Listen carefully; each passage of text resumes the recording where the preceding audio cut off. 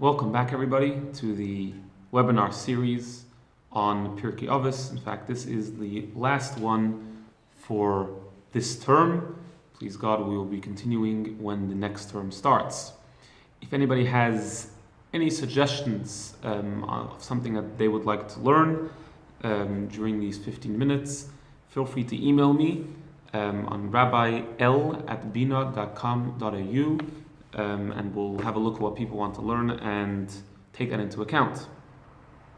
So today we will be learning Pirkei Avos, chapter 1, Mishna Tes Zayin, Rabbi Gamliel. So we'll read it inside. Rabbi Gamliel Hoya Oimer. Rabbi Gamliel used to say, Asei l'chorav, make for yourself a teacher. Don't, if a certain law comes in front of you, somebody asks you a question, and you're not sure of the answer, better to ask, to make yourself a set teacher, a person which you're going to constantly ask them your questions. And then he continues, V'histalik min hasafek, simply speaking, that is a continuation of what he just said, that means remove yourself from doubt. If you make yourself a teacher and you rely on one person to resolve all of your questions, that will remove you from any doubt. You'll be sure in what you do. And then he finishes off with an interesting statement. V'al tarbe la'aser amodus, which means don't often, literally, take meiser on random.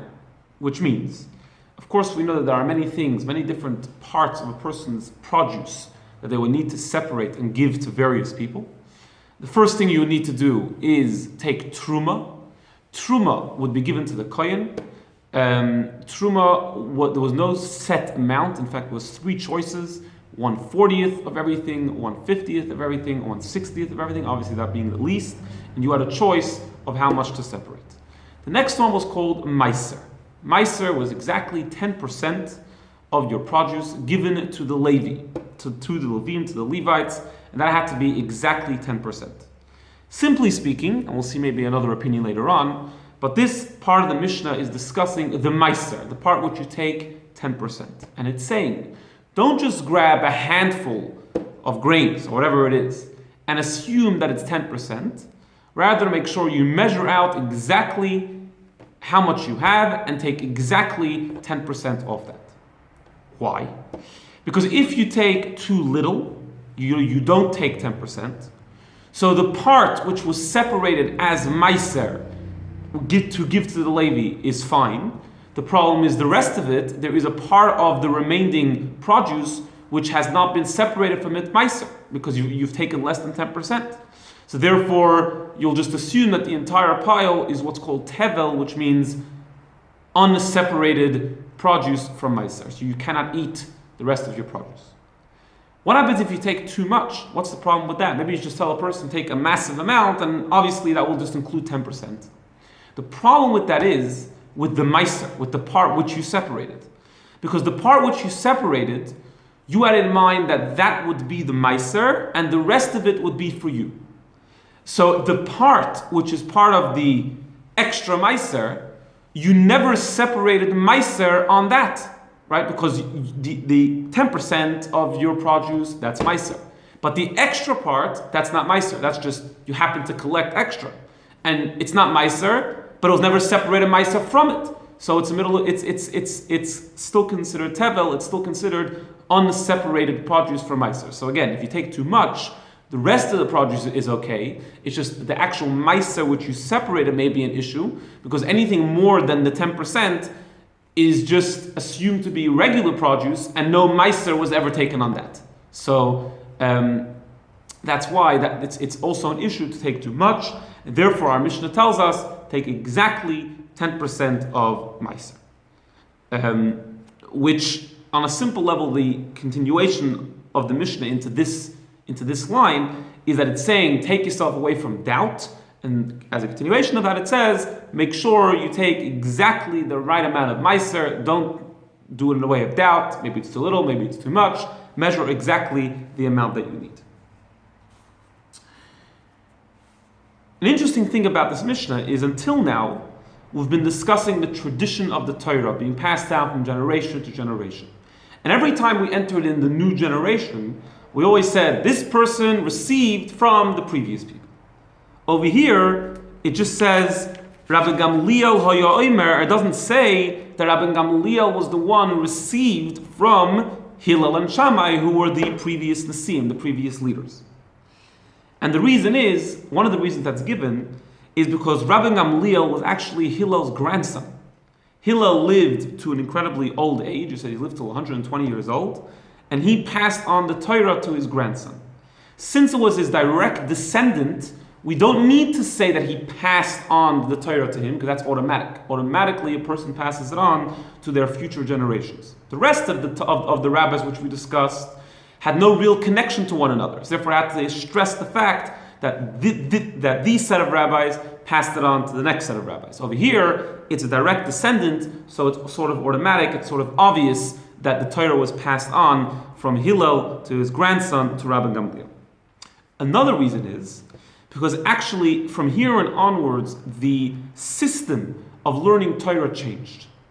Up until Hillel and Shammai, and including Hillel and Shammai, it was very based on tradition. There was very little argument, although, of course, there was argument. We said there was pairs, there was zugais, there was Hillel on the one side, Shammai on the other side.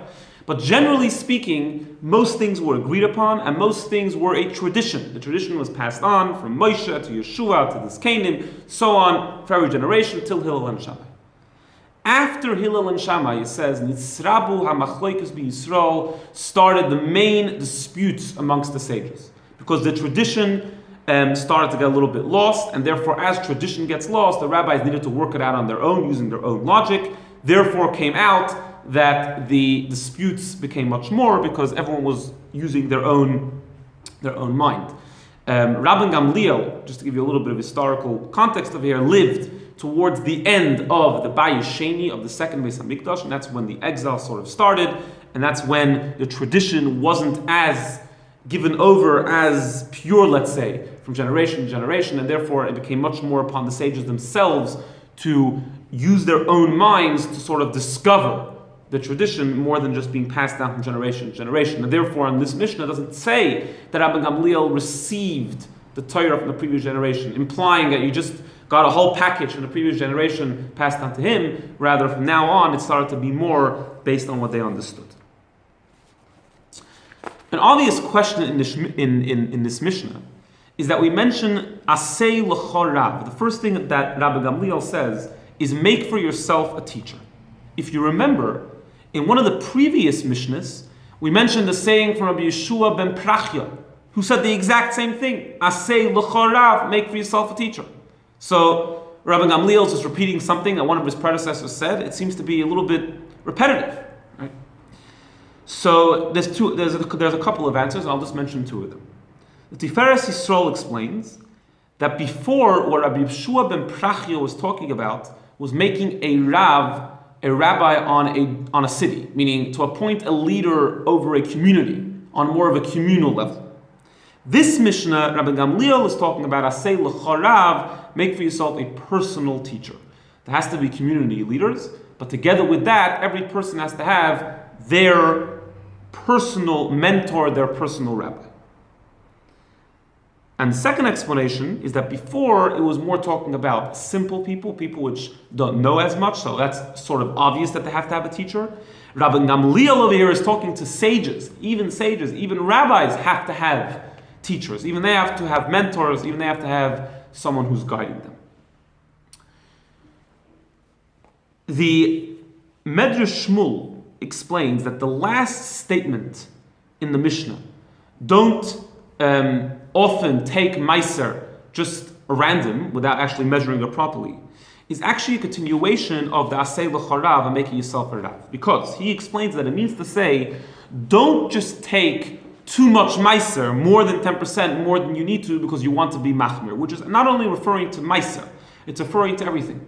When a person has a halachic question and they're not ready to ask a rabbi, a Rav, to tell them what the right halacha is, a lot of times what a person will do is just say, I'll be machmir, I'll just be strict, I'll just be extra strict. Why not? If I have a question, if this pot is kosher or not kosher, I'll just say it's not kosher, and what do I lose? So he says, no, a person shouldn't live his life like that. There's no reason, it's always good to be strict, but to be strict for no reason without even asking the question, that is not considered a good practice. And that's why our Mishna says, Asay l'cha Rav, make for yourself a Rav. Always have someone you can ask questions to, and don't just be machmir, don't just be strict out of nowhere for no reason. The Meiri, one of the Rishonim, asks a question, why does it say, Va'al tarbe la'aser amodus? Like, don't very often take Meiser randomly. It should have said, never take Meiser randomly, always measure it out with the correct measurement to be exactly 10%. Because as we explained before, if we're talking about Meiser, which has to be exactly 10%, then any more or any less can be very problematic. So why does it say, Va'al tarbe, don't do this often? It should say, don't do this at all. So he gives three alternative explanations. First of all, he says it's not necessarily talking about Meiser, it could be talking about Truma, the part which you give to the Kohen, which, as I said before, Truma doesn't have to be an exact amount. It can be any amount that you want it to be. It could be 1/40th, 1/50th, 1/60th. Those are the three choices. Nevertheless, the Mishnah is telling you it's good to know what you're giving. Don't very often just take a huge pile and give it to the Kohen, although that's okay. It's not so problematic, but still it's important that a person should measure out exactly what they're giving. Another explanation, that it's talking about Meiser Ksofim, which means Meiser that you give with one's money. That is not as strict as Meiser which you give from your produce. It has to be exactly 10%. And therefore, it's not so problematic if you just assume that it's 10% that you're giving, but nevertheless, it's a good thing that you should measure. Third explanation is that it's not actually talking about Meiser at all. As I mentioned before, it's just an example of something that a person should not just decide things on their own randomly, rather they should know the exact halacha through asking a Rav, through asking a teacher. Have a great day.